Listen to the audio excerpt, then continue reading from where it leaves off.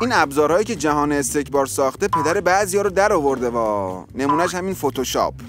طرف عضو شورای انقلاب مثلا فرهنگیه، جای 6 تا مهرم رو پیشونیش هست، تسبیح هم که به صورت شبانه روزی تو دستش. اون وقت یه سری عکس از دخترش منتشر شده که همراه دوماد و نوش در بلاد کفر با لباسهای ست کریسمسی کنار درخت کاج داره شواف میکنه.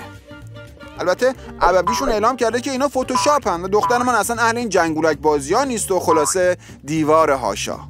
دقیقاً مثل همون نماینده سراوان که گفته بود اون فحشایی که به کارمند گمرک داده جلوه‌های کامپیوتری بوده. آره عین همون. لامصب این فتوشاپ چه کارا که نمیکنه.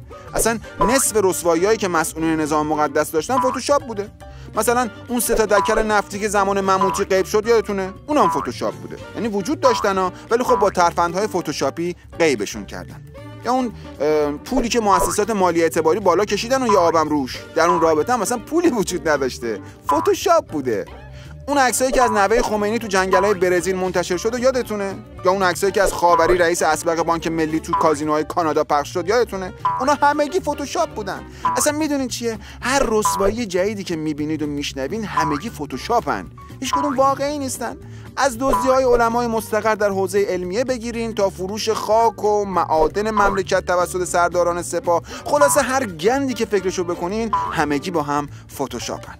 از همین رو و به خاطر همین فتوشاپ ها همین روزاست که یک باره مردم متحد بشن و بریزن تو خیابون ها و پدر جمهوری اسلامی رو در بیارن. اما خب مسئولین و سران نظام مقدس اصلا نگران نباشن ها، چون تظاهرات سراسری همش فتوشاپه. حالا میگین نه؟ پس بشینین تماشا کنین. آقا مرگ بر اینترنت، مرگ بر جلوه های کامپیوتری، مرگ بر فتوشاپ.